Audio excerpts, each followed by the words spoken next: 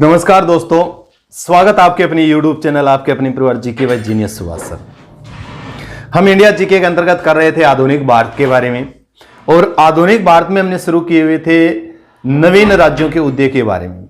नवीन राज्यों के उदय में हमने हैदराबाद का जिक्र कर लिया था और अवध का जैसे जिक्र कर लिया था, और मैसूर साम्राज्य का भी हमने जिक्र किया था। आज जो हम चर्चा कर रहे हैं बहुत ही महत्वपूर्ण आपका नवीन राज्य है बंगाल के बारे में भी। किसके बारे में चर्चा करें हमें? बंगाल। ठीक है भी, बहुत इंपॉर्टेंट है। अगर हम चर्चा करें आधुनिक भारत में जब नवीन राज्यों के उदय का जिसे हम जिक्र करते हैं, उसमें से सबसे ज्यादा साधन संपन्न अगर कोई राज्य था तो वो कौन सा था? आपका बंगाल था भी। क्या था आपका?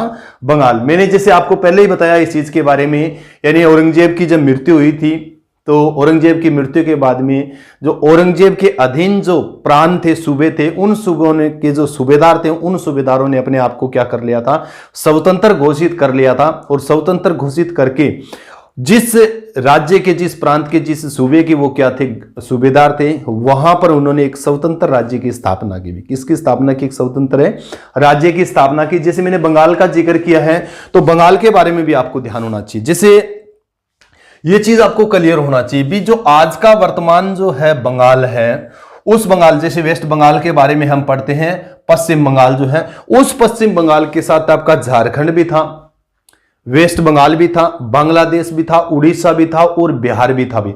यानी जैसे जिक्र करते हैं पश्चिम बंगाल है, बांग्लादेश का जैसे आप जिक्र करते हो बांग्लादेश है, उड़ीसा का जैसे उड़ीसा का जिक्र करोगे, बिहार का जैसे जिक्र करो झारखंड, ये सारा का सारा क्षेत्र किस नाम से जाना जाता था? आपके बंगाल के नाम से। किस नाम से जाना जाता था? बंगाल के नाम से जाना जाता था। 1700 ईस्वी का जैसे जिक्र करते हैं भी, 1700 ईस्वी में औरंगजेब ने बंगाल का दीवान घोषित कर दिया मुर्शिद कुली खां को। ठीक है, ये बहुत इंपॉर्टेंट है, आपको ध्यान हो इस चीज के बारे में। यानी मुर्शिद कुली खां को क्या घोषित कर दिया? यहाँ का दीवान घोषित कर दिया। कब घोषित किया था? आपको ध्यान होना चाहिए 1700 ईस्वी में दीवान का जैसे जिक्र करते हैं। ठीक है भी, दीवान किसको घोषित किया था? मुर्शिद कुली खां को भी किया है, मुर्शिद कुली खां। ठीक है भी, इंपॉर्टेंट है, ध्यान करना भी। मुर्शिद कुली खां आगे चलकर एक स्वतंत्र बंगाल राज्य की क्या करता है? स्थापना करता। तो 1700 ईस्वी में क्या कर दी थी इसने?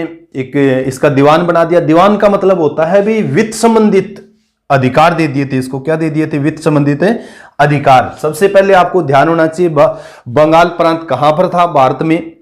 उसके बाद में आपको ध्यान होना चाहिए एक साधन संपन्न क्षेत्र था भी। क्या था? एक साधन संपन्न क्षेत्र था और दिल्ली से दूर था भी। क्या था? ये आपको ध्यान होना चाहिए। जैसे दिल्ली से क्या था? ये दूर था। तो दिल्ली से दूर होने के कारण ये केंद्रीय सत्ता के अधीन नहीं आता। केंद्रीय सत्ता के विरुद्ध क्या करता रहता था? समय समय पर विद्रोह होता रहा भी। यहां पर क्या रहा है? समय समय पर विद्रोह होता रहा है। 1700 ईस्वी में जैसे औरंगजेब ने क्या है, मुर्शिद कुली खां को क्या इसका दीवान बना दिया, यानी सूबेदार घोषित कर दिया ये चीज। और औरंगजेब के 1707 में मृत्यु के बाद में इसने अपने आप को क्या कर लिया था? स्वतंत्र घोषित कर लिया था। ये चीज आप क्लियर होना चाहिए। अब स्वतंत्र मुर्शिद कुली खां का जैसे जिक्र किया, यानी प्रथम नवाब है भी। ये क्या है? प्रथम नवाब, यानी बंगाल का प्रथम नवाब आपसे पूछे तो बंगाल का प्रथम नवाब आपका कौन है? मुर्शिद कुली खां है भी, मुर्शिद कुली खां। अब मुर्शिद कुली खां जो है अपने आप को स्वतंत्र, मैंने उसके बताया था भी, उसकी मृत्यु के बाद इसने अपने आप को स्वतंत्र घोषित कर लिया था मुर्शिद कुली खां। परंतु मुर्शिद कुली खां किससे नाराज था? फरुखसियर से नाराज था भी। अब इंपॉर्टेंट है पढ़ना इसके बारे में। अगर आपसे पूछिए भी बंगाल का प्रथम नवाब कौन था या बंगाल साम्राज्य की स्थापना किसने की थी, तो मुर्शिद कुली खां था भी। कौन था? मुर्शिद कुली खां था भी। ठीक है भी। अब मुर्शिद कुली खां का संबंध फरुखसियर से अच्छे नहीं थे भी। ठीक है भी, फरुखसियर का जैसे जिक्र करते हैं फरुखसियर। ठीक है भी, फरुखसियर से क्यों अच्छे संबंध नहीं थे? फरुखसियर ने 1717 में जैसे जिक्र करते हैं 1717 में अंग्रेजों को एक शाही फरमान जारी कर दिया भी। क्या जारी कर दिया? शाही फरमान जारी कर दिया। और इसी शाही फरमान के अंतर्गत उन्होंने बिहार, उड़ीसा और बंगाल की क्या है अंग्रेजों को दीवानी दे दी भी। आप क्या है इनसे वित्त संबंधित है, इसलिए ये मुर्शिद कुली खां जो आपका है इनसे क्या था? इससे नाराज था भी। बंगाल का प्रथम नवाब है मुर्शिद कुली खां, ये चीज आपको क्लियर होना चाहिए। फरुखसियर से नाराज था। क्यों नाराज था? क्योंकि अंग्रेजों को इसने शाही फरमान जारी कर दिया था, जिसको अंग्रेजों का मेग्ना कार्टा के नाम से भी जाना जाता है। 1717 में ये मुर्शिद कुली खां नहीं चाहता था अभी अंग्रेजों को ये अधिकार दे। अंग्रेजों को जैसे जिक्र करते हैं इस चीज की। एक चीज आपको क्लियर होना चाहिए इस चीज के बारे में, अंग्रेजों का जैसे मैंने जिक्र किया है, शाही फरमान जो जारी किया था इसको किसने किया था, वो किया था फ्रुक्शियर ने भी। शाही फरमान जो जारी किया था वो किसने किया था, फ्रुक्शियर ने जारी किया था। परंतु अंग्रेजों को बंगाल में फैक्ट्री लगाने की अनुमति जो दी थी, फैक्ट्री का जैसे जिक्र करते हैं, फैक्ट्री लगाने की जो अनुमति दी थी ना, वो दी थी शाहजहां के पुत्र शाह शुजा ने भी। शाहजहां के पुत्र, ठीक है भी, शाहजहां के पुत्र शाह शुजा, ध्यान करना भी है, ठीक है भी, इंपॉर्टेंट है। यानी शाह शुजा जो सूबेदार था ना बंगाल का, यानी शाहजहां के समय शाह शुजा जो बंगाल का सूबेदार था, इसने अनुमति दी थी अंग्रेजों को सबसे पहले फैक्ट्री लगाने के लिए बंगाल में। कब लगाई, कब दी थी इसने, 1651 में भी, 1651 में इसकी अनुमति दी थी। और अंग्रेजों ने कहां फैक्ट्री लगाई थी, सबसे पहले उगली में भी। कहां पर लगाई थी, उगली के अंदर। और उगली को ही फिर इन्होंने बंदरगाह के रूप में भी, बंदरगाह के रूप में भी विकसित किया था, ठीक है। अंग्रेजों ने सबसे पहले फैक्ट्री, आपको ध्यान होना चाहिए, बंगाल में जो लगाई थी वो शाहजहां के पुत्र शाह शुजा से अनुमति लेके 1651 में लगाई थी। फ्रुक्शियर ने तो बाद में दीवानी दी थी बंगाल की। ये चीज भी आपको क्लियर होना चाहिए, बहुत इंपॉर्टेंट है, क्योंकि शाह शुजा उस समय क्या था, सूबेदार था बंगाल का भी, इसीलिए इनसे अनुमति। उगली के अंदर फैक्ट्री लगाई थी और उगली को ही फिर अंग्रेजों ने क्या है, एक बंदरगाह के रूप में विकसित किया था और अपना यहां पर सबसे ज्यादा अधिकार जमाया। उसके बाद में जैसे जिक्र करते हैं मुर्शिद कुली खां के बारे में जैसे चल रहे हैं, उसके बाद में अंग्रेजों का ही जैसे जिक्र करें तो आपको ध्यान होना चाहिए 1698 का जैसे जिक्र करते हैं। 1698 में बंगाल का जो सूबेदार था ना, बंगाल का सूबेदार का जैसे जिक्र करते हैं अजीमो शान भी, ठीक है भी, इंपॉर्टेंट जो आधुनिक आपका कलकत्ता है ना, जिसे बंगाल के सूबेदार का हम जिक्र करते हैं भी, बंगाल का सूबेदार है अजीम मुसान भी। अजीम मुसान जो था ना, अजीम मुसान कब था, 1698 का जैसे जिक्र करते हैं, 1698। इसने अंग्रेजों को 3 गांव दिए थे उस समय, यानी अधिकार करने के लिए, कार्य करने के लिए, फैक्ट्री लगाने के लिए, अपना अधिकार क्षेत्र जमाने के लिए इसने क्या दिए थे, 3 गांव दिए थे। किसको, अंग्रेजों को। कौन कौन से गांव दिए थे ये चीज, एक तो कालीकत्ता था आपका, क्या था, कालीकत्ता का, पहले भी मैंने इसके बारे में आपको बताया था। कालीकत्ता है, गोविंदपुर का जैसे जिक्र करते हैं, गोविंदपुर है, और एक है सुत्ता नाती भी, क्या है, सुत्ता नाती, ठीक है, इंपोर्टेंट। ये 3 गांव दिए थे, किसने दिए थे, अजीमो शान ने दिए थे 1698 में। किसको, अंग्रेजों को भी, किसको, अंग्रेजों को। और अंग्रेजों ने इन्हीं तीनों को विकसित करके जो क्या है, कलकत्ता शहर, जो आधुनिक कोलकाता है ना आपका, आधुनिक है कोलकाता, यही जो आपका वसाई, इन तीनों को विकास करके क्या बनाया था अंग्रेजों ने, कोलकाता बनाया था भी। क्या बनाया था, कोलकाता। और आधुनिक कोलकाता भी जो आपका है हुगली नदी के किनारे, वेस्ट बंगाल की राजधानी भी है, वो प्राचीन काल में 3 गांव ही होते थे भी। इन गांवों का विकास करके अंग्रेजों ने क्या बनाया था, कोलकाता बनाया था, इंपॉर्टेंट है, ठीक है भी। अब दोबारा हम वहां पर आते हैं मुर्शिद कुली खां के ऊपर। मुर्शिद कुली खां के जैसे मैंने फ्रुक्शियर के बारे में बताया था, अभी फ्रुक्शियर के साथ इसके संबंध अच्छे नहीं थे। क्यों, क्योंकि अंग्रेजों को अधिकार दे दिया था। अंग्रेजों ने सबसे पहले बंगाल में फैक्ट्री जो लगाई थी वो शाह शुजा के कहने पर लगाई थी, शाह शुजा से अनुमति ली थी। और फिर 1698 का जैसे जिक्र करते अजीमो शान जो है, उन्होंने अंग्रेजों को 3 गांव दिए थे, सुल्तानाती का जैसे जिक्र करते हैं, कालीकत्ता का जैसे जिक्र करते हैं, गोविंदपुर, और उन्हीं को विकास करके फिर अंग्रेजों ने क्या बनाई थी, कोलकाता। मुर्शिद कुली खां जो नवाब रहा था वो 1717 से लेके 1717 से 1727 में, ठीक है। सबसे पहले तो आपको ध्यान होना चाहिए स्वतंत्र राज्य की स्थापना की इसने, स्वतंत्र राज्य की स्थापना की, एक चीज तो ये आपको ध्यान होना चाहिए। उसके बाद में प्रथम नवाब बना था भी, क्या बना था ये, प्रथम है नवाब भी, ठीक है। अगर आपसे पूछे भी बंगाल का प्रथम नवाब कौन था, तो बंगाल का प्रथम नवाब था वो मुर्शिद कुली खां था भी। कौन था, मुर्शिद कुली खां। ये वही मुर्शिद कुली खां है जिसको 1700 ईस्वी में औरंगजेब ने क्या है, सूबेदार और दीवान घोषित किया था, कहां का, बंगाल का भी, ठीक है भी। ये चीज आप क्लियर करो। इसके बाद में मुर्शिद कुली खां ने मुर्शिदाबाद शहर बसाया था भी। ये कौन सा बसाया था, बहुत चर्चा में रहता है ये, मुर्शिदाबाद का जैसे जिक्र करते हैं, बीड़ी उद्योग बहुत फेमस है यहाँ का। मुर्शिदाबाद शहर बसाया था और मुर्शिदाबाद को क्या बनाई थी, अपनी राजधानी भी बनाया था। अभी राजधानी कब बनाया था, 1704 में। इंपॉर्टेंट है, पढ़ा करो। जैसे मैंने बहुत बार आपको बताया है, आधुनिक मध्यकालीन भारत में भी मैंने जैसे सिकंदर लोदी का जिक्र किया था, आगरा शहर बसाया था 1504 में और 1506 में उसको राजधानी। इसी तरीके से मुर्शिद कुली खान ने मुर्शिदाबाद शहर बसाया था, वेस्ट बंगाल का जैसे जिक्र करते हैं, शहर बसाया और उसको अपनी राजधानी बनाई थी 1704 में। मुर्शिदाबाद से पहले बंगाल की जो राजधानी थी वो ढाका थी भी। क्या थी बंगाल की जो राजधानी, ढाका थी। ये चीज भी आपको क्लियर होना चाहिए। और ढाका वर्तमान में बांग्लादेश की राजधानी है, ठीक है भाई। ढाका वर्तमान में बांग्लादेश की राजधानी है। 1906 में वहीं पर मुस्लिम लीग की क्या हुई थी, स्थापना हुई थी। ये चीज आप क्लियर किया करो, बहुत बार यहां से क्वेश्चन आपके पूछे जाते हैं। बांग्लादेश की राजधानी क्या है, ढाका है। मुद्रा क्या है, वहां की टका है भी, ठीक है। तो मुर्शिदाबाद शहर बसाया, उसको अपनी राजधानी 1704 के अंदर इसने बनाया। ये चीज भी आपको क्लियर होना चाहिए। जैसे मैंने अगर मुर्शिदाबाद से पहले आपसे पूछे भी बंगाल की राजधानी क्या थी, तो आपको ध्यान होना चाहिए ढाका थी भी। और ढाका वर्तमान में किसकी राजधानी है, वो बांग्लादेश की राजधानी है। इंपॉर्टेंट है। अब मुर्शिद कुली खां के 1727 में क्या हो जाती है, मृत्यु हो जाती है भी। क्या हो जाती है, 1727 में मृत्यु। तो 1727 में मृत्यु होने के बाद में गद्दी पर बैठता है वो सुजाउद्दीन बैठता है भी। कौन बैठता है, सुजाउद्दीन। इंपॉर्टेंट है, याद करना भाई। यानी मुर्शिद कुली खां के बाद गद्दी पर जो बैठता अगला जो नवाब है, दूसरा नवाब वो है आपका सुजाउद्दीन है भी। कौन है, सुजाउद्दीन। 1727 से लेके 1739 भी, 1727 से 1739। और 1739 में क्या हो जाती है, इसकी मृत्यु हो जाती है। मुर्शिद कुली खां का क्या है, ये दामाद है भी। मुर्शिद कुली खां का क्या है, ये दामाद है। ये चीज आपको क्लियर होना चाहिए भी। मुर्शिद कुली खां का क्या है, कुली खां, मुर्शिद कुली खां का दामाद है। ये जानकारी भी आपको होनी चाहिए। मुर्शिद कुली खां के बारे में एक जानकारी और भी होनी चाहिए। अंग्रेजों को इन्होंने क्या कहा था, मधुमक्खी कहा था भी। अंग्रेजों को क्या कहा था इन्होंने, मधुमक्खी।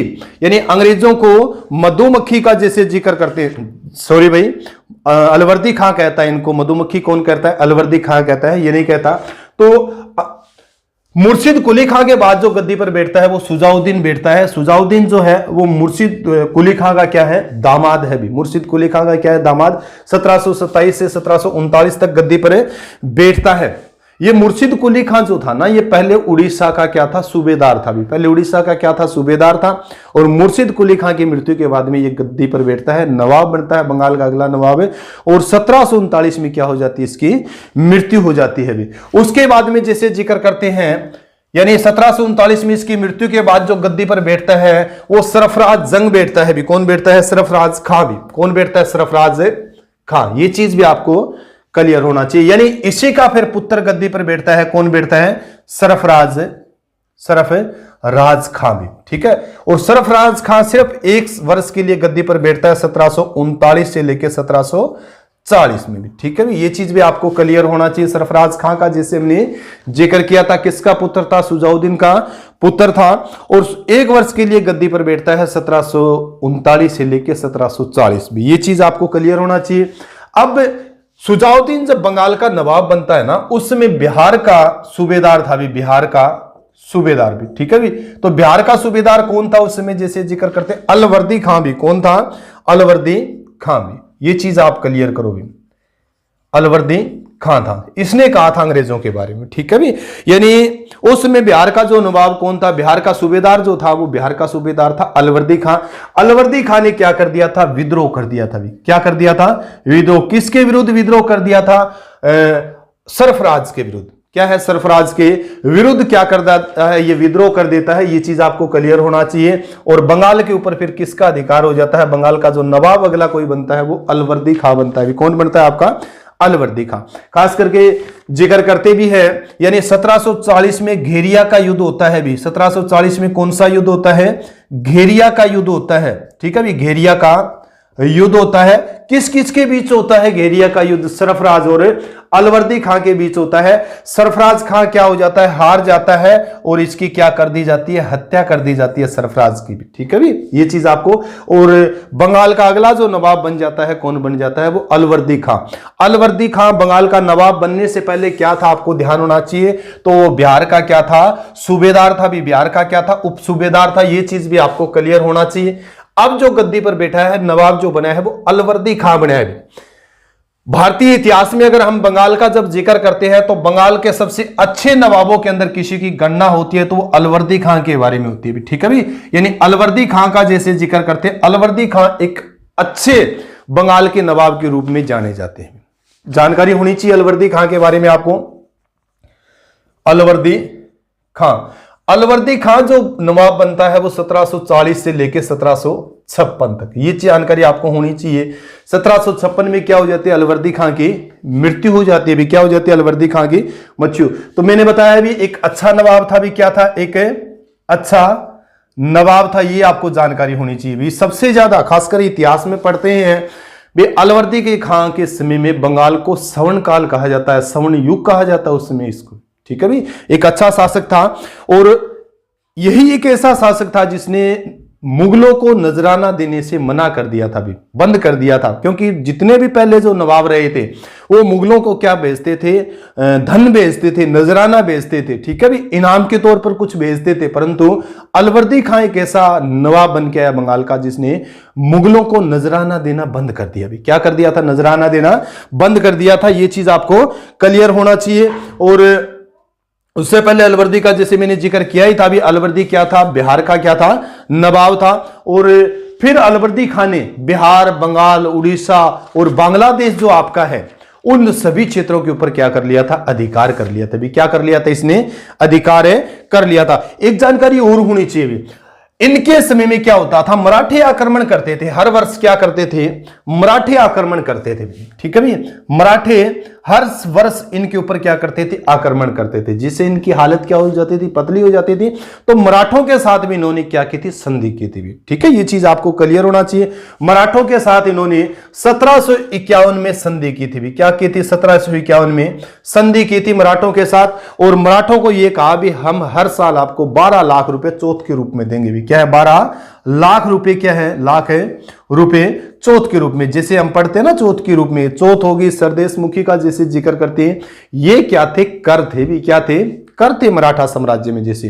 तो मराठों को कहा भी संधि के 1751 में हर साल आप हमें तंग ना करो, तो हम क्या है आपको 12 लाख रुपए एक चौथ के रूप में देंगे भी, ठीक है भी। तो ये जानकारी हो, 12 लाख रुपए चौथ के रूप में मराठों का देना कर स्वीकार किया था अलवर्दी खां और मराठों के बीच में 1751 में जो संधि हुई थी। अब 1751 में जब संधि हुई थी उस समय पेशवा कौन था भी, क्योंकि पेशवाओं का शासन था उस समय। हम जैसे जिक्र करते हैं मराठा साम्राज्य में पेशवाओं का बड़ा महत्वपूर्ण रोल है। तो पेशवा कौन था, तो पेशवा जो था रघुजी भोसले था भी, रघुजी भोसले भी, ठीक है भी। यानी रघुजी भोसले और अलवर्दी खां के बीच में क्या हुई थी, ये संधि हुई थी।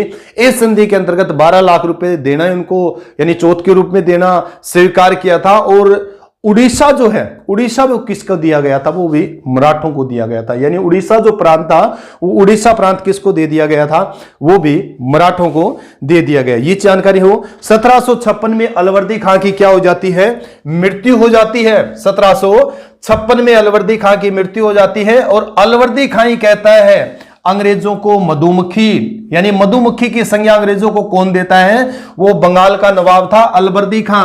अलवर्दी खां कहता है, बहुत बार क्वेश्चन पूछा गया ये भी, अलवर्दी खां कहता है भी ये तो ऐसी मधुमक्खी अगर इनको पालोगे ना तो ये क्या देगी, अंग्रेज ऐसी मधुमक्खी है इनको पालोगे तो शहद देगी, और इनको अगर हम नुकसान पहुंचाएंगे तो ये क्या करेंगे, हमें काट खाएगी और काट करके हमारे प्राण ले लेगी भी, ठीक है भी।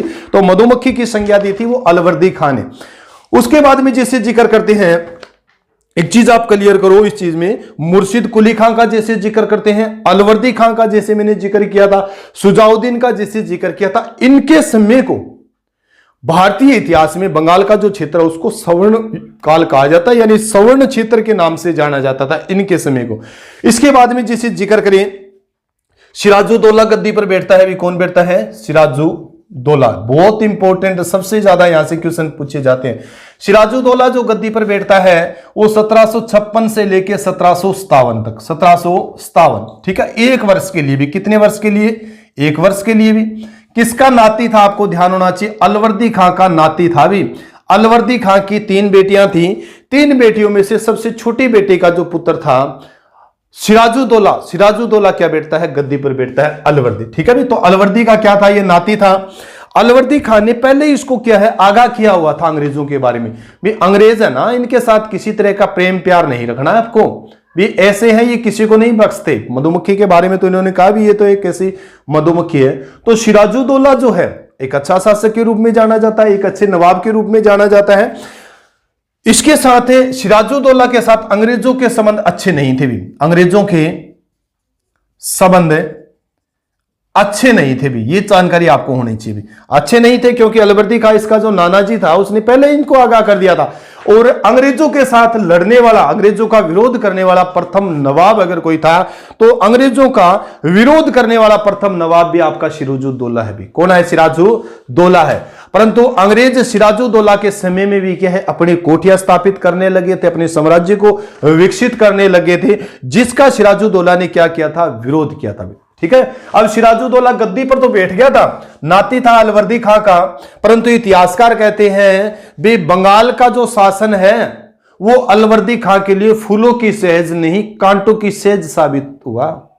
क्या कहते हैं सिराजुद्दौला के बारे में, इतिहासकार कहते हैं भी बंगाल का जो शासन है वो सिराजुद्दौला के लिए फूलों की सेज नहीं कांटों की सेज साबित हुआ। क्यों, क्योंकि इसको गद्दी पर तो इसके नाती अलवर्दी खां ने बिठा दिया था, परंतु इसके जो अंग्रेजों के साथ इसका क्या रहा है, विरोध रहा है, इसके साथ पारिवारिक भी इसके साथ विरोध रहा है, क्योंकि नाती था, सबसे छोटी बेटी का पुत्र था, तो इसके जो और थे यानी इसकी मौसी जी थी और थी, उन्होंने भी क्या किया था, इसका विरोध किया था, इसीलिए कांटों की सेज कहा है इतिहासकारों ने इसके बारे में। अंग्रेजों के साथ क्या रहे, इसके अच्छे संबंध नहीं रहे हैं।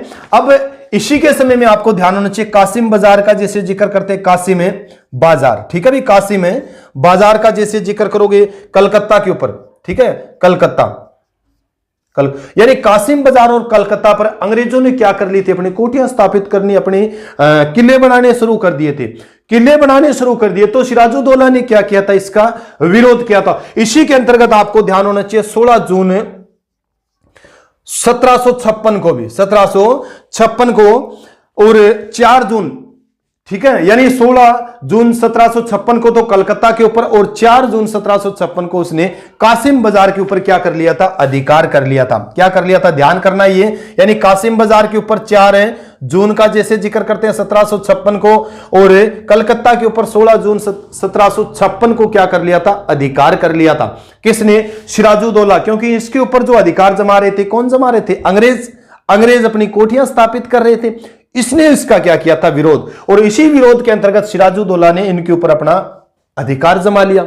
ये जानकारी बहुत इंपॉर्टेंट है, और खास करके आप है ना डेट पूरी याद करने की कोशिश किया करो, ठीक है, 4 जून 1756, क्योंकि एंशिएंट हिस्ट्री जो पढ़ते हैं, प्राचीन काल जो पढ़ते हैं, प्राचीन काल में हमें इतना ज्यादा तिथियों के बारे में चलो ना ध्यान है, कोई दिक्कत लगभग हो जाता है। उसके बाद में मध्यकाल में जब हम पढ़ते हैं तो मध्यकाल में अगर आपकी इतनी डेट आपको याद है तो भी काम चल जाता है, क्योंकि माना जाता है इतने ही क्वेश्चन पूछे। आधुनिक भारत जो पढ़ते हैं तो आधुनिक भारत में आपको पूरी की पूरी डेट याद होनी चाहिए, ठीक है भाई। अब अंग्रेजों, इसने सिराजुद्दौला ने क्या कर लिया था, इसके ऊपर अधिकार कर लिया था, अंग्रेजों को बाहर खदेड़ मारा था। और यहीं पर एक घटना होती है, आपको ध्यान होना चाहिए, 20 जून को भी, 20 जून 1756 को भी, जिसको ब्लैक होल घटना के नाम से भी जाना जाता है, ब्लैक होल घटना, ठीक है भी, इंपॉर्टेंट है पढ़ना। यानी उसी समय 20 जून 1756 को यहां पर क्या होती है, एक ब्लैक होल ट्रेजेडी होती है भी, ब्लैक होल ट्रेजेडी, ब्लैक कोठरी के नाम से, काल कोठरी के नाम से, अलग अलग नामों से उसको जाना जाता है, घटना होती है। कहते हैं अभी सिराजुद्दौला ने है ना एक 18 फुट लंबी, क्या फुट है लंबी, और 14.10 इंच यानी 14 फुट 10 इंच चौड़ी एक क्या है कोठरी के अंदर अंग्रेजों को बंद कर दिया। तभी कोठरी में क्या कर दिया था, एक अंग्रेजों को बंद कर दिया था। कितने अंग्रेजों को बंद कर दिया था, 146 अंग्रेजों को बंद कर दिया गया था 20 जून को। और 21 जून को जब उस कोठरी को खोला गया ना, तो उसमें से 123 अंग्रेज मर गए थे, सिर्फ 23 अंग्रेज बचे थे भी। यानी 146 जो उसने ठूस ठूस के भर दिए थे, उसमें से 123 अंग्रेजों की क्या हो गई थी, मृत्यु हो गई थी, और सिर्फ 23 अंग्रेज क्या थे, बचे थे। और जो बचे थे उनकी जो मानसिक हालात थी वो अच्छी नहीं थी इतिहास में।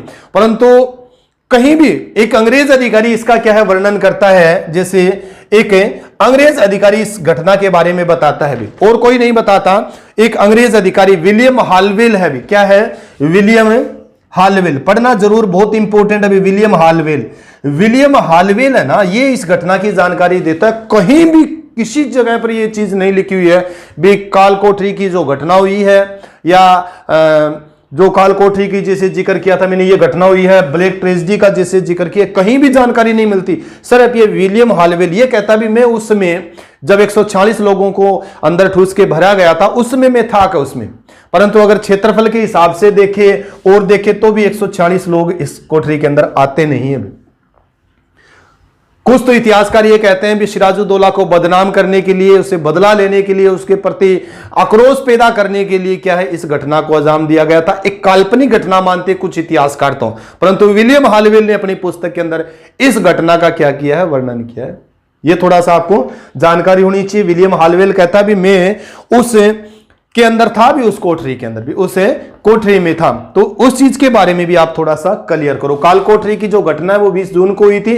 ब्लैक होल घटना के नाम से भी इसको जाना जाता है। 18 फुट लंबी और 14 फुट 10 इंच चौड़ी एक कोठरी के अंदर 146 अंग्रेजों को क्या कर दिया जाता है, यानी ठूस दिया जाता है। अगले दिन जब उस कोठरी को खोला जाता है ना, तो उस कोठरी में से 123 अंग्रेजों की मृत्यु हो जाती है दम घुटने के कारण। किसे? दम घुटने के कारण। तो ये थोड़ी सी आपको जानकारी हो भी इस चीज की। इसके बाद में जैसे जिक्र करते हैं, यह घटना होने के बाद में अंग्रेजों और सिराजुद्दौला के बीच में एक संधि होती है भी, अलीनगर की संधि होती है भी। कौन सी होती है? यानी सिराजुद्दौला और अंग्रेजों के बीच इस घटना के बाद कौन सी संधि होती है? अलीनगर की संधि होती है भी, अलीनगर। ये अलीनगर जो नाम दिया था ना, ये कलकत्ता का नाम है भी। ये किसका नाम है? कलकत्ता का नाम है। और अलीनगर नाम दिया किसने था? सिराजुद्दौला ने। किसने दिया था? ये सिराजुद्दौला ने नाम दिया था भी। चल क्लियर हो? अलीनगर की क्या होती है? संधि होती है, अलीनगर की संधि। इस संधि के अंतर्गत अंग्रेजों ने ये माना, अंग्रेजों ने कहा भी, अंग्रेजों को अधिकार दे दिया गया भी आप दस्तक मीन्स क्या था? परमिट था। जैसे मैंने 1717 का जैसे शाही फरमान का जो जिक्र किया था ना, परमिट ही तो था अंग्रेजों को अधिकार करने का, अंग्रेज व्यापार कर सकते थे किसी तरीके। तो 1700 अलीनगर की जो संधि हुई थी उसमें अंग्रेजों को अधिकार दे दिया भी आप दस्तक का प्रयोग कर सकते हो भी। दस्तक का क्या कर सकते हो? पुनः प्रयोग कर सकते हो। इसके अलावा कोलकाता का जैसे जिक्र किया था भी, फोर्ट विलियम जो है, फोर्ट विलियम कलकत्ता में जो है, उसके में भी आप क्या कर सकते हो? किलेबंदी कर सकते हो भी। क्या कर सकते हो? किलेबंदी कर सकते हो। और बंगाल में अंग्रेजों को सिक्के ढालने की भी अनुमति मिल गई थी भी। बंगाल में अंग्रेज क्या कर सकते हैं? सिक्के भी ढाल सकते हैं। तो ये अंग्रेजों और अंग्रेजों की तरफ से कौन था? लॉर्ड क्लाइव था भी। कौन था? Lord Clive. ये जानकारी आपको होना चाहिए, पढ़ाऊंगा मैं लॉर्ड क्लाइव के बारे में। लॉर्ड क्लाइव और सिराजुद्दौला के बीच अलीनगर की संधि होती है, जिसमें से दस्तक का दोबारा प्रयोग कर सकते हैं।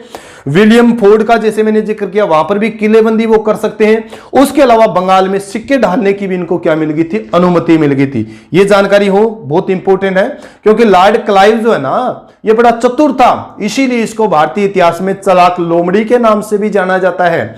विलियम जो रॉबर्ट ये था ना, रॉबर्ट जो आपका है, इस सॉरी लॉर्ड क्लाइव का जैसे मैंने जिक्र किया था, लॉर्ड क्लाइव को चालाक लोमड़ी के रूप में भी जाना जाता है, भेड़िए के रूप में भी इसको जाना जाता है। ठीक है, ये जानकारी आपको होना चाहिए। उसके बाद में यह संधि होगी, चल अंग्रेज फिर भी मानने वाले नहीं थे।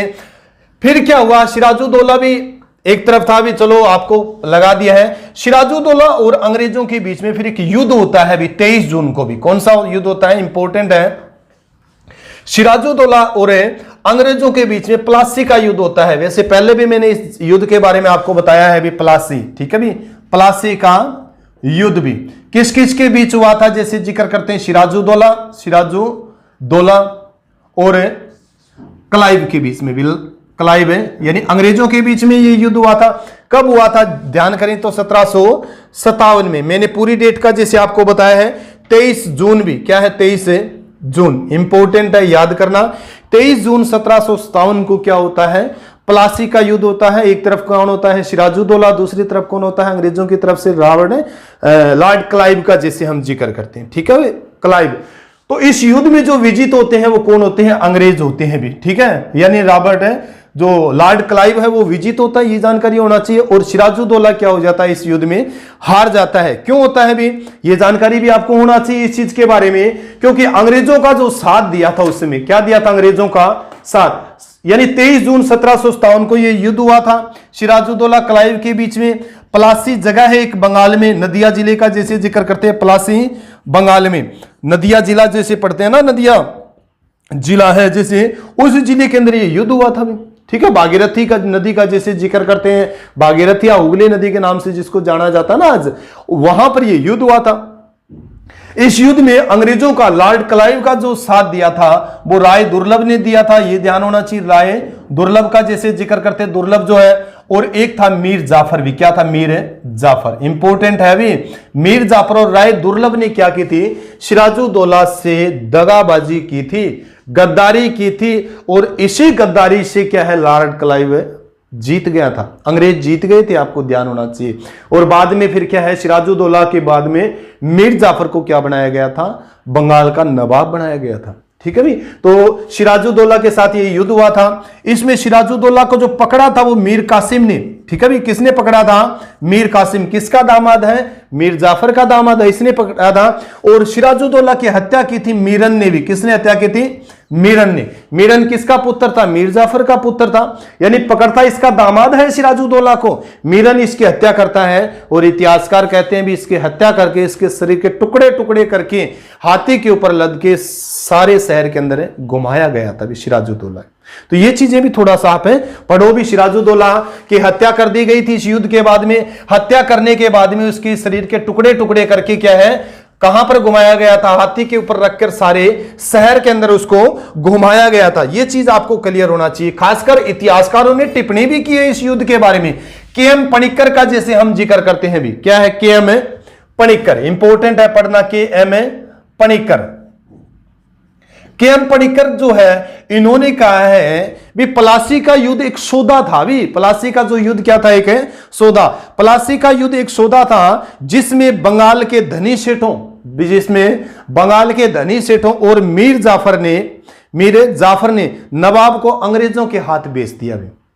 ठीक है भी, यानी ये तो एक सौदा था। इस सौदे के अंतर्गत मीर जाफर का जैसे जिक्र किया, मीर जाफर और बंगाल के जो धनी सेठ है, उन धनी सेठों ने अंग्रेजों के हाथों किसको बेच दिया था, बंगाल के नवाब सिराजुद्दौला को बेच दिया था, सिराजुद्दौला को बेच दिया। इंपॉर्टेंट है। और इसके बाद में आपको ध्यान होना चाहिए, सत्ता जो है वो, यानी मुसलमानों के हाथों से सत्ता किसके हाथ में चली गई थी, अंग्रेजों के हाथ में चली गई थी।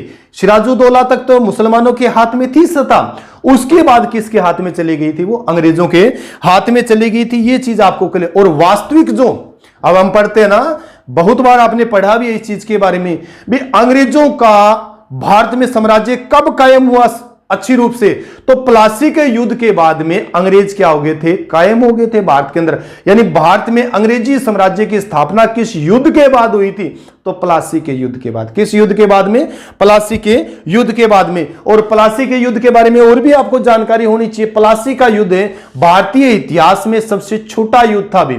लगभग कहते हैं 1.5 घंटे में क्या ये युद्ध समाप्त हो गया। युद्ध समाप्त होना ही था। सिराजुद्दौला का सेनापति मीर जाफर था, अंग्रेजों की तरफ जाके खड़ा हो गया। अंग्रेजों की तरफ जाकर खड़ा होने के बाद में युद्ध तो क्या होना था, समाप्त। कहते हैं भारतीय इतिहास में सबसे छोटा जो युद्ध था वो कौन सा था, प्लासी का युद्ध था। प्लासी के युद्ध के बाद ही भारत में अंग्रेज क्या है, अपनी मजबूत स्थिति कायम कर सके। इंपॉर्टेंट है। और इस समय जैसे कई भी और भी क्वेश्चन, अब रॉबर्ट क्लाइव क्या बन गया, फिर भारत का बंगाल का गवर्नर बन गया। और बंगाल का गवर्नर बनने के बाद में रॉबर्ट क्लाइव ने भारत में फूट डालो राज करो की नीति शुरू की। यहीं से उसने फूट डालो राज करो की नीति शुरू की गई। एक बार सिराजुद्दौला को हटा दिया, अब मीर जाफर को बनाएंगे, फिर मीर जाफर को हटा देंगे। फूट डालो राज करो की नीति लॉर्ड क्लाइव ने शुरू की थी। किसने की थी, लॉर्ड क्लाइव। इंपॉर्टेंट है। उसके बाद में जिसे जिक्र किया मैंने, मीर जाफर को बनाया गया था। किसको, मीर जाफर। और मीर जाफर जो रहा था, आपको ध्यान होना चाहिए, ये जो रहेगा आपका 1757 से 1760 में, 1757 से 1760, क्योंकि 1757 में सिराजुद्दौला की मृत्यु हो जाती है। दोबारा भी बनता है ये 1765 से 1767 में, 1765 से 1767 दो बार क्या रहता है, ये बंगाल का नवाब रहता है भी, बंगाल का नवाब। अब मीर जाफर है ना, ये एक तो कठपुतली था रॉबर्ट क्लाइव की, इसको कहा जाता है रॉबर्ट क्लाइव का गधा कहा जाता है, उपाधियां दी हुई इसको, रॉबर्ट क्लाइव का गधा, रॉबर्ट क्लाइव की कठपुतली, लोमड़ी के रूप में भी इसको जाना जाता है, लोमड़ी भी कहते हैं इतिहासकार इसको, लोमड़ी और गिद्दड़ की क्या दी हुई है इसको संज्ञा दी हुई, ये चीज आपको क्लियर होना चाहिए। यानी मीर जाफर है किस उपनाम से जाना जाता है, तो क्लाइव के गधे के रूप में जाना जाता है, क्लाइव की कठपुतली के रूप में भी इसको जाना जाता है, गिद्दड़ के रूप में भी और लोमड़ी के रूप में भी इसको जाना जाता है। देखो डराया हुआ था, अंग्रेजों के अधिकार में, अंग्रेजों के सानिध्य में क्या बना था, यह बंगाल का नवाब बना था, यह जानकारी भी आपको होनी चाहिए।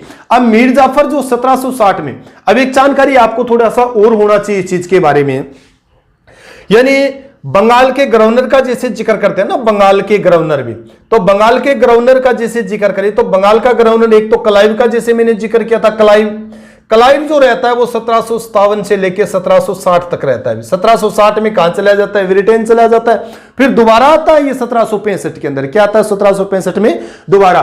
फिर जैसे जिक्र करते हैं हालवेल का, जैसे जिक्र करते हो हालवेल रहता है 1760 में, कार्यवाहक गवर्नर के रूप में ये रहता है। उसके बाद में जैसे जिक्र करते हैं वेंसी टार्ट भी, क्या था वेंसी टार्ट, ये रहते हैं 1760 से 1765। बंगाल के गवर्नर का जैसे मैं जिक्र कर रहा हूं, रॉबर्ट क्लाइव 1757 से लेकर 1760 तक, फिर बंगाल चले जाते हैं 1760 में, और उसी के समय तक ये क्या रहते हैं, मीर जाफर बंगाल के नवाब रहते हैं। अब वो जो विलियम हालवेल का मैंने जैसे जिक्र कर रहा हूं, हालवेल 1760 में जो कार्यवाहक गवर्नर जो बना था, इसने मीर जाफर के ऊपर आरोप लगाया, मीर जाफर को कहा भी आप तो डच जो आए हुए थे ना, उसमें यूरोपियन तो थे ही, डच जो आए हुए थे, तो डचों का क्या कर रहे हो आप, समर्थन कर रहे हो, डचों का क्या कर रहे हो आप, समर्थन कर रहे हो।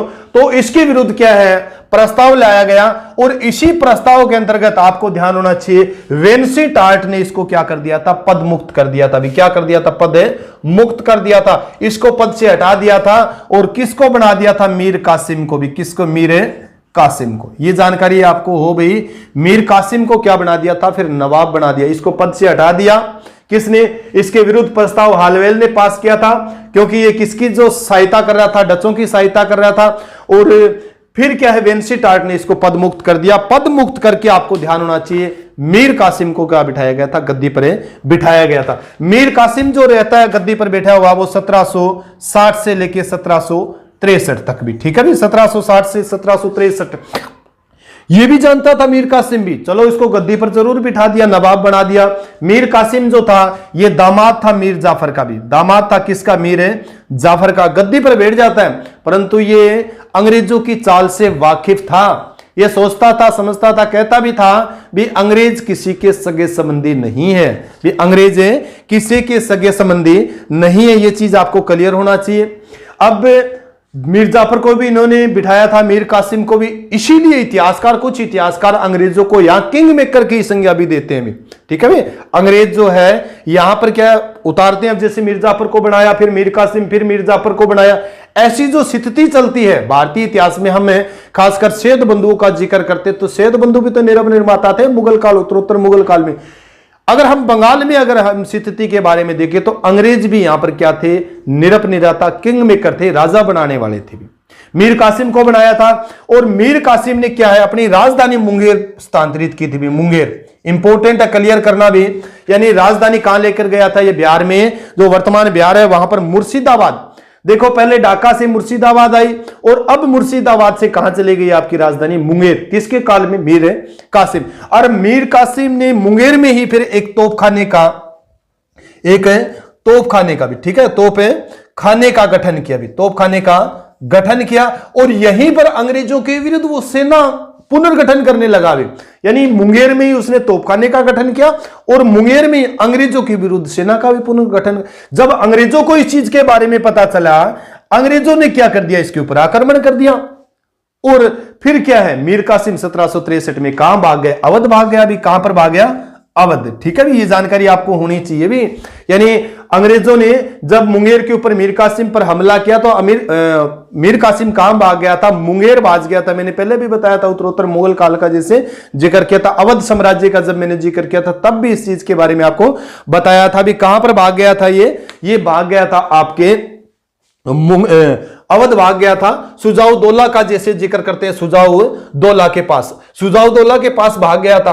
फिर बाद में 1763 में नवाब का पद फिर खाली हो गया। नवाब का पद खाली होने के बाद में दोबारा एक बार फिर क्या है, मीर जाफर को गद्दी पर बिठा दिया जाता है। ठीक है, मीर जाफर को 1763 से जैसे जिक्र करते हैं 1763, ये जानकारी भी आपको होनी चाहिए भी। 1763 तक तो मीर कासिम रहा है और 1763 के बाद दोबारा फिर नवाब बना दिया जाता है किसको, मीर जाफर को। इसीलिए इतिहास में अंग्रेजों को किंग मेकर कहा जाता है। अंग्रेजों को क्या कहा जाता है, किंग मेकर कहा जाता है। ठीक है, ये चीज आपको क्लियर होना चाहिए। दोबारा इसको नवाब बनाया जाता है। मीर कासिम जो भाग गया था ना अवध, अब मीर कासिम जैसे अब क्या होता है आपका, बक्सर का युद्ध होता है भी, बक्सर का भी। ठीक है, बक्सर का बहुत बार पढ़ा है मैंने, जैसे बक्सर का युद्ध कब हुआ था, बक्सर का युद्ध हुआ था 1764 में भी। कब हुआ था, 1764 में। एक तरफ तो आपको ध्यान होना चाहिए तीन सेना थी भी, एक तरफ तो क्या थी, तीन सेना थी, और एक तरफ क्या थे, अंग्रेज थे भी। क्या थे, अंग्रेज।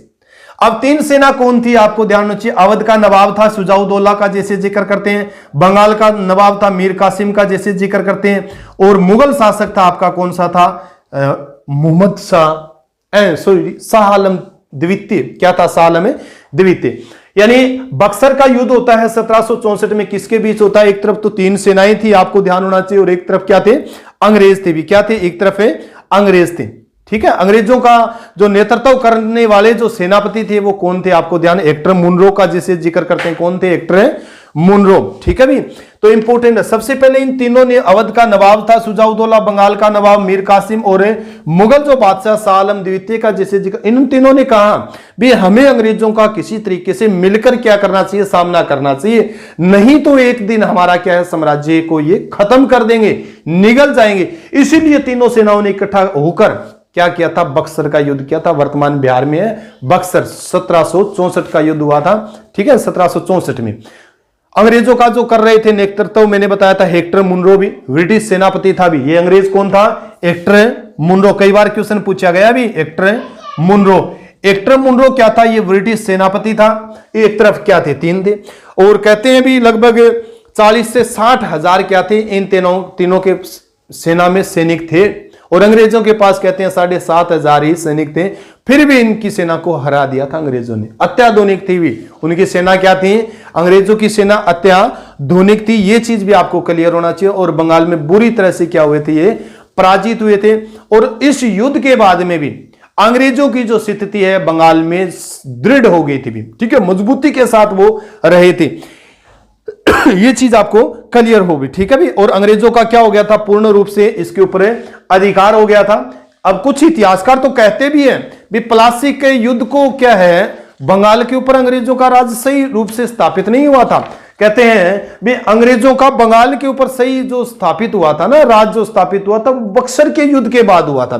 किसके युद्ध के बाद में, बक्सर के युद्ध। पी रॉबर्ट है, एक इतिहासकार है, पी रॉबर्ट ने कहा है कि बक्सर का युद्ध इतना निर्णायक रहा है कि भारत में अंग्रेजों की नींव प्लासी ने नहीं बल्कि बक्सर युद्ध ने रखी, बक्सर युद्ध ने रखी भी। तो ये थोड़ी सी आपको जानकारी होनी चाहिए भी।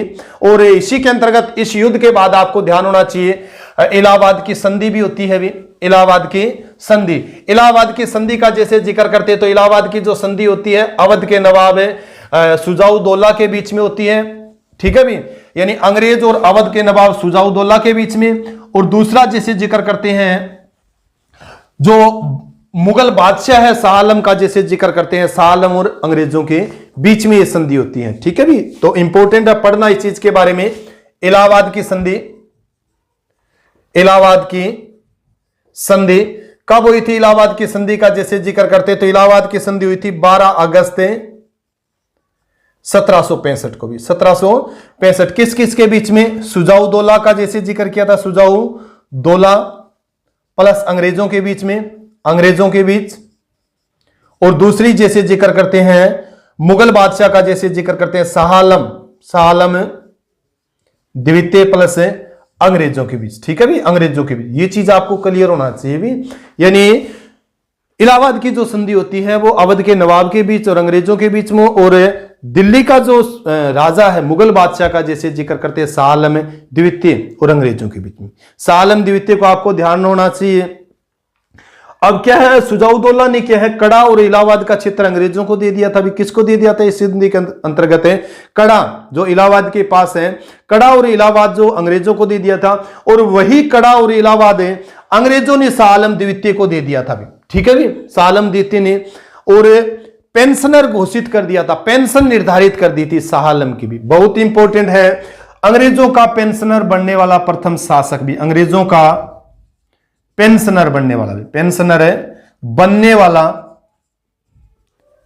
प्रथम मुगल शासक तो शाह आलम द्वितीय है। यानी मुगलों ने इसकी कितने लाख रुपए, 26 लाख रुपए वार्षिक है पेंशन घोषित कर दी। ये चीज भी आपको क्लियर होना चाहिए, यानी 26 लाख रुपए इसको पेंशन दे दी। और कहां रहा ये अंग्रेजों के संरक्षण में, आपको ध्यान, मैंने पहले भी उत्तरोत्तर मुगल काल जो कराया था बताया है भी, अंग्रेजों के संरक्षण में ये कहां पर रहा था, इलाहाबाद में ही रहा था भी। कहां पर रहा था, इलाहाबाद। एक तो इसको कड़ा इलाहाबाद का क्षेत्र दे दिया गया था, उसके बाद में इसको पेंशन दे दी थी 26 लाख रुपए वार्षिक भी, उसके अंतर्गत यानी पेंशन घोषित कर दिया। बंगाल इलाहाबाद में रहा। राजकाज कौन करते हैं, अंग्रेज करते भी। कौन करते हैं, अंग्रेज। तो ये चीज आपको क्लियर होना चाहिए। अंग्रेजों के संरक्षण में रहा था, किसके संरक्षण में रहा था, अंग्रेजों के संरक्षण में रहा था। और अंग्रेजों की पेंशनर बनने वाला प्रथम मुगल शासक अगर कोई है तो प्रथम मुगल शासक आपका ये है शाह आलम द्वितीय भी। कौन सा है, शाह आलम द्वितीय। तो ये चीज आपको क्लियर हो। उसके बाद में जिसे जिक्र करते हैं, अब बंगाल के नवाब जो पढ़ रहे थे, मीर कासिम का जिसे हमने जिक्र कर लिया था, उसके बाद में फिर मीर जाफर का, उसके बीच में जो टर्निंग पॉइंट आए थे यानी महत्वपूर्ण जो घटना हो, इनके बारे में भी हमने पढ़ लिया। अब जो आपको थोड़ा सा और क्लियर होना चाहिए भी, अवध के जो नवाब बने हैं उन नवाबों में और भी जानकारी हो। उसके बाद में फिर मीर जाफर के पुत्र को भी नवाब बनाया जाता है भी, यानी क्या नाम था, नजुम दौला भी। क्या है, नजुम दौला भी, ठीक है भी। नजुम दौला को बनाया गया था 1765 से 1766 में भी, ठीक है भी। किसका पुत्र था ये, मीर जाफर का पुत्र था भी। क्या था, मीर जाफर का पुत्र था भी, ये जानकारी आपको, मीर जाफर का पुत्र था इसको। और इसी के दौरान देखो 1765 में बात आ गई थी, 1764 के युद्ध के बाद भी सभी के सभी निजामुद्दौला अब बंगाल का नवाब जरूर इसको बना दिया था, परंतु सारे के सारे जो अधिकार जो थे वो किसके पास थे, अंग्रेजों के पास थे। ये तो सिर्फ अंग्रेजों की कठपुतलियां थी भी। क्या थी, अंग्रेजों की कठपुतलियां थी। ये चीज आपको क्लियर होना चाहिए। और निजामुद्दौला की इसको भी पेंशन याफ्ता बना दिया भी, 50 लाख रुपए भी, यानी 50 लाख रुपए वार्षिक पेंशन घोषित कर दी इसके भी, क्योंकि सारे के सारे अधिकार किसके पास चले गए थे, अंग्रेजों। इसके बाद में बनाया था फिर सैफ उद दौला भी। क्या था, सैफ उद दौला। सैफ उद दौला जो बना था ये 1766 से लेके 1770 तक, 1766 से लेके 1770 तक ये बंगाल का नवाब बना था। और अंग्रेजों ने इसकी जो पेंशन कर दी थी वो कितनी, 12 लाख रुपए भी, यानी 12 लाख। धीरे धीरे क्या कर रहे थे, घटा रहे थे। और घटा के इस पद को भी क्या कर देंगे ये लोग, समाप्त कर देंगे अंग्रेज भी, ठीक है भी। यानी निजामुद्दौला को तो 50 लाख रुपए वार्षिक, सैफुद्दौला को जब बनाया तो इसकी कितनी निर्धारित कर दी, 12 लाख रुपए वार्षिक पेंशन निर्धारित कर दी। उसके बाद में जैसे जिक्र करते हैं, मुबारक उद दौला बना था, मुबारक उद दौला। तो मुबारक उद दौला ये रहा है आपका 1770 से लेकर 1775 तक। इसकी जो पेंशन कर दी थी वो 10 लाख रुपए भी, क्या कर दी थी, 10 लाख रुपए। फिर आपका देखो वारेन हेस्टिंग आता है बंगाल का गवर्नर बनके। वारेन हेस्टिंग क्या कर देता है, बंगाल में जो बंगाल के नवाब का जो पद है, नवाब के पद को क्या कर देता है, खत्म कर देता है। तो ये जो मुबारक उद दौला जो है ये बंगाल का अंतिम नवाब है भी। क्या है, अंतिम नवाब है, ठीक है भी। अब आपसे पूछे प्रथम नवाब कौन था, मुर्शिद कुली खां का जैसे जिक्र करोगे। और अंतिम जो नवाब है वो आपका कौन है, मुबारक उद दौला। मुर्शिद कुली खां से लेके मुबारक उद दौला तक क्या रहे हैं, बंगाल के नवाब रहे हैं। और फिर बंगाल के नवाबों का जो पद है वो क्या कर दिया था, समाप्त कर दिया था। किसने, वारेन हेस्टिंग ने भी। किसने, वारेन हेस्टिंग। वारेन हेस्टिंग जो आया था, अब देखो बहुत इंपॉर्टेंट है यहां भी आपका, वारेन हेस्टिंग का जैसे जिक्र करते हैं। वारेन हेस्टिंग 1772 से लेके 1775 तक गवर्नर बन के आया था बंगाल का भी। 1772 से लेके 1775 में बंगाल का गवर्नर बना था वारेन हेस्टिंग। और वारेन हेस्टिंग ने क्या कर दिया था, फिर बंगाल में नवाब के पद को समाप्त कर दिया था, नवाब के पद को समाप्त कर दिया। ये चीज जानकारी भी आपको होनी चाहिए भी, ठीक है। समाप्त कर दिया था, इंपोर्टेंट है। 1772 से लेकर 1785 तक रहा है भी। 1772 से वारेन हेस्टिंग का, जैसे बहुत बार क्वेश्चन पूछा जाता है, वारेन हेस्टिंग 1772 से 1785 का जैसे जिक्र करते हैं। कहां का ये गवर्नर रहा था? बंगाल का भी, बंगाल का, ठीक है भी। एक चीज आपको क्लियर होना चाहिए, बंगाल का जो प्रथम गवर्नर के रूप में हम जानेंगे ना, वैसे रॉबर्ट क्लाइव का जिक्र करते हैं, वेनस्टार्ट का जैसे जिक्र करते हैं, हालवेल का जैसे जिक्र करते हैं, परंतु वास्तविक रूप से बंगाल का जो प्रथम गवर्नर था वो कौन था? आपका वारेन हेस्टिंग था। वारेन हेस्टिंग ने, आपको ध्यान होना चाहिए, बंगाल से नवाब का पद को क्या किया था? समाप्त किया था। ये जानकारी आपको होनी चाहिए। उसके बाद में अब देखो, वारेन हेस्टिंग जो आया था ना, वारेन हेस्टिंग ने ही भारत में, बंगाल के अंदर, बंगाल में द्वैध शासन लागू हुआ था। द्वैध शासन को समाप्त करने वाला भी हम पढ़ेंगे, तो वो कौन था? द्वैध शासन भी, ठीक है भाई। द्वैध शासन को समाप्त करने वाला कौन था? आपका वारेन हेस्टिंग था भी। कौन था? Warren Hasting. रॉबर्ट क्लाइव का जैसे मैंने जिक्र किया, क्लाइव ने तो द्वैध शासन लागू किया था।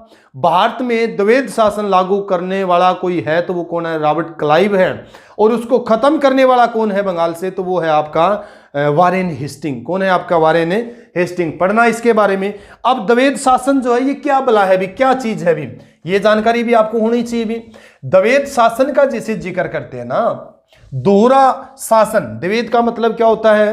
द्वैध शासन का जैसे जिक्र करते, द्वैध शासन किसने शुरू किया था? भारत में क्लाइव ने भी। किसने? क्लाइव। अगर आपसे पूछे भी भारत में या बंगाल का जैसे, भारत का तो नहीं कह सकते, बंगाल का कहेंगे, उसमें भी बंगाल में द्वैध शासन किसने लागू किया था भी? तो क्लाइव ने भी। किसने किया था? रॉबर्ट क्लाइव ने। उस द्वैध शासन को समाप्त किसने किया था? तो समाप्त करने वाला था वारेन हेस्टिंग भी। क्या था? वारेन हेस्टिंग में था। अब दो शासन, द्वैध का मतलब क्या होता है? दो शासन का जैसे जिक्र किया भी, दो शासन। दो शासन का मतलब क्या होता था? एक शासन, वास्तविक जो शक्तियां थी वो तो अंग्रेजों के पास थी। वास्तविक शक्तियां किसके पास थी? अंग्रेजों के पास थी। और नाम मात्र के जो शासक थे वो कौन थे? अवध के नवाब थे भी। क्या थे? अवध के नवाब। जैसे मैंने जिक्र किया ना, मीर जाफर के बाद में जो बनते हैं नजमुद्दौला का जैसे जिक्र करते, वास्तविक शक्ति अंग्रेजों के पास है, परंतु नाम मात्र के जो शासक है, नाम मात्र के जो नवाब है वो कौन है? अवध, बंगाल के नवाब है। कौन है? बंगाल के नवाब। तो ये चीज आपको क्लियर होना चाहिए। दोहरा शासन, वास्तविक रूप से अंग्रेज थे, फिर भी दूसरा जो शासन चलता था वो बंगाल के नवाबों का। दो तरह के टैक्स लिए जाते थे भी, दो तरह के कर लिए जाते थे भी, कर लिए जाते थे। एक तो जो लिए जाते थे, एक कर जो था ना, वो कर तो डायरेक्ट किसके? ईस्ट इंडिया कंपनी के हाथ में जाता था। और दूसरा जो कर लेते थे वो आपको ध्यान होना चाहिए, स्थानीय जो शासक थे, स्थानीय जो नवाब थे, वो क्या है? कर लेते थे भी। यानी एक कर तो किसके पास जाता था? ईस्ट इंडिया कंपनी के पास, और दूसरा टैक्स किसके पास जाता था? वो स्थानीय राजाओं के पास है ज्यादा, यानी स्थानीय नवाब जो है वो वसूलते थे भी। उसके अलावा अब 1765 से 1772 का जैसे जिक्र करते हैं ना, 1765 से 1772 में रॉबर्ट क्लाइव जो रहा है, 1765 से लेके 1772, ये 7 साल का जो समय है ना, 7 साल का समय, इसको भारतीय इतिहास में लूट का समय कहा जाता है। कहते हैं भी अंग्रेजों ने सबसे ज्यादा लूट खसोट जो की थी वो इन्हीं 7 सालों में की थी भी, इसीलिए भारत में इस समय को लूट का शासन कहा जाता है। कई विद्वानों ने अलग अलग नाम से इसको जाना जाता है। ये जानकारी भी, इतिहासकारों ने भारत की लूट कहा है इसे। के.एम. पनिक्कर ने बंगाल में डाकुओं का राज कहा है। देखो कितनी बड़ी टिप्पणी कर रहा है। यानी के.एम. पनिक्कर महोदय है, वो कह रहे हैं भी उसमें बंगाल में किसका राज था? डाकुओं का राज था भी। क्या था? डाकुओं का राज था। और पर्सिवल सपीर का जैसे जिक्र करते हैं, पर्सिवल सपीर ये कहते हैं बेशर्मी और लूट का राज था भी। क्या था? बेशर्मी और लूट का राज था भी। ऐसी टिप्पणियां की है। बाद में इस द्वैध शासन को समाप्त जो करने वाले थे वो कौन थे? वारेन हेस्टिंग थे 1772 में। ठीक है भी। तो 7 साल का जो समय था वो क्या था? लूट का था, डाकुओं का समय था भी। किसका था? लूट का था और डाकुओं का समय था। अब वारेन हेस्टिंग का जैसे मैंने लॉर्ड क्लाइव का जिक्र किया था, तो लॉर्ड क्लाइव के बारे में भी आपको थोड़ी सी 2-4 बातें जानकारी होनी चाहिए। भारत में अंग्रेजी शासन का संस्थापक के रूप में भी क्लाइव को जो है, क्लाइव का जैसे मैंने जिक्र किया था, क्लाइव लॉर्ड क्लाइव जो है ना, भारत में अंग्रेजी शासन का संस्थापक के रूप में अगर किसी को जानेंगे तो वो लॉर्ड क्लाइव को जानेंगे। किसको जानेंगे? लॉर्ड क्लाइव को जानेंगे। और द्वैध शासन यानी बंगाल में द्वैध शासन को लागू करने वाला भी कौन था? लॉर्ड क्लाइव था भी। जबकि वास्तविक रूप से द्वैध शासन को, देखो भारत की बात नहीं कर रहा, द्वैध शासन के जन्मदाता का हम जिक्र करें, द्वैध शासन के जन्मदाता थे लियो कार्टिस। कौन था? लियो कार्टिस। ये चीज भी आपको क्लियर होना चाहिए, लियो कार्टिस। यानी द्वैध शासन जो है ना, उसके जन्मदाता कौन है? लियो कार्टिस हैं। और बंगाल में द्वैध शासन किसने लागू किया था? तो बंगाल में द्वैध शासन लागू किया था आपके रॉबर्ट क्लाइव ने। भारत में अंग्रेजी शासन का संस्थापक के रूप में, वास्तविक संस्थापक के रूप में भी हम किसको जानेंगे? रॉबर्ट क्लाइव को जानेंगे। ठीक है भाई, रॉबर्ट क्लाइव 2 बार गवर्नर बन के आया था। मैंने जैसे बताया था आपको 1757 से 1760 का जैसे जिक्र किया था, 1757 से 1760, और 1765 से लेके आपको ध्यान हो 1767 भी, 1765 से 1767 2 बार क्या बन के आया था? ये भारत में बंगाल का गवर्नर बन के आया था, ये जानकारी हो। उसके बाद में कहां चला गया था? 1767 में ये कहां चला गया? इंग्लैंड चला गया था। 1767 में कहां चला गया था? वापिस इंग्लैंड चला गया था। और 1774 में वहां पर क्या कर ली थी? इसने आत्महत्या कर ली थी। 1774 में फिर क्लाइव ने जाकर क्या है? इंग्लैंड में आत्महत्या कर ली थी। इसके बारे में कई टिप्पणियां करी गई थी इतिहासकारों ने, अच्छी अच्छी, और भी जो अंग्रेजी उसके समय का जैसे जिक्र करते हैं। यानी भारत में लूट शासन की स्थापना करने वाला भी भारत में, क्योंकि द्वैध शासन इसी ने लागू किया था ना, इसीलिए भारत में लूट शासन की स्थापना करने वाला भी कौन था आपका? वो भी रॉबर्ट क्लाइव था भी। इसके बाद में पिट विलियम पिट है, एक पिट विलियम भी, ठीक है, पिट विलियम ने जो प्रधानमंत्री थे किसके? इंग्लैंड के भी, यानी इंग्लैंड के प्रधानमंत्री पिट विलियम ने इसके बारे में टिप्पणी की है भी। क्या टिप्पणी की है? स्वर्ग से आया हुआ जर्नल भी, यानी इसको स्वर्ग से आया हुआ जर्नल किसने कहा है? स्वर्ग से आया हुआ जर्नल भी, स्वर्ग से आया हुआ जर्नल कहा है? वो इंग्लैंड के प्रधानमंत्री पिट विलियम ने कहा है भी। किसको? रॉबर्ट क्लाइव को। वर्क ने भी इसके बारे में एक टिप्पणी की है, वर्क महोदय का जैसे जिक्र करते हैं, वर्क महोदय। वर्क ने कहा था बड़ी बड़ी नींव रखने वाला, बड़ी बड़ी नींव रखने वाला भी कौन था आपका? रॉबर्ट क्लाइव था भी, रॉबर्ट क्लाइव था। तो ये जानकारी आपको होना चाहिए भी। 1772 में फिर आपको ध्यान होना चाहिए बंगाल का गवर्नर बन के आया था वारेन हेस्टिंग, और बंगाल से द्वैध शासन को क्या कर दिया था? समाप्त कर दिया था, खत्म कर दिया था। इसके बाद में 1773 में रेगुलेटिंग एक्ट आया था भी, आपको ध्यान होना चाहिए। क्या आया था? रेगुलेटिंग एक्ट भारत आया था। और रेगुलेटिंग एक्ट क्या था? ये ईस्ट इंडिया कंपनी के ऊपर नियंत्रण रखने के लिए भारत आया था, नियंत्रण रखने के लिए भारत आया था। और भारत के ऊपर, बंगाल के साथ साथ फिर भारत के ऊपर क्या अंग्रेजों का राज हो गया था। तो आज हम चर्चा कर रहे थे बंगाल साम्राज्य के बारे में, बंगाल के नवाबों के बारे में हमने जिक्र किया, कौन कौन से नवाब थे। क्वेश्चन कई पूछे जाते हैं इस तरीके, मैंने कई बार आपको बताया ना किस तरीके पूछा जा सकता है। बंगाल के प्रथम नवाब कौन थे? मुर्शिद कुली खां का जैसे जिक्र कर जाता है। अंग्रेजों को मधुमक्खी किसने कहा था? अलवर्दी खां का जैसे जिक्र किया, अलवर्दी खां का नाती। अलवर्दी खां के बाद में नवाब कौन बना था? सिराजुद्दौला। काल कोठरी की घटना के बारे में बहुत बार आपसे पूछा जाता है, कब हुई थी? 20 जून 1757 का जैसे मैंने जिक्र किया था। मतलब ये जो घटनाओं के बारे में, काल कोठरी तो बहुत बार ब्लैक होल घटना किस राजा से संबंधित है, किस नवाब से संबंधित है भी, ठीक है। कितने लोग मारे गए थे, कितने जीवित बचे थे, क्या वास्तविक है, या उसको सिराजुद्दौला को बदनाम करने की क्या थी, एक साजिश थी। ऐसे ऐसे क्या है क्वेश्चन बनते हैं भी आपके। प्लासी के युद्ध के बारे में बहुत क्वेश्चन बनते हैं, बक्सर के युद्ध के बारे में आपके बहुत सारे क्वेश्चन बनते हैं, ठीक है भी। और अंग्रेजों की पेंशन पाने वाला प्रथम मुगल बादशाह कौन था, ऐसे ऐसे आपसे क्या है क्वेश्चन बनते हैं। बंगाल में द्वैध शासन किसने लागू किया था, किसने खत्म किया था। भारत में 1772 के अंदर बंगाल का गवर्नर जनरल बन के कौन आया था। इस तरीके के आपसे ये सैकड़ों बार क्वेश्चन पूछा गया है। यानी 1772 में बंगाल का गवर्नर जनरल बन के कौन आया था? वारेन हेस्टिंग, ठीक है। 1773 में कौन सा है? रेगुलेटरी एक्ट का जैसे मैंने जिक्र किया। तो इस ऐसे बहुत से आपके क्या है क्वेश्चन रिपीट होते हैं। तो आज की क्लास में इतना ही। क्लास कैसी लगी आप कमेंट करके मेरे को जरूर बताएं। इसी के साथ सभी बच्चों को जय हिंद, जय भारत।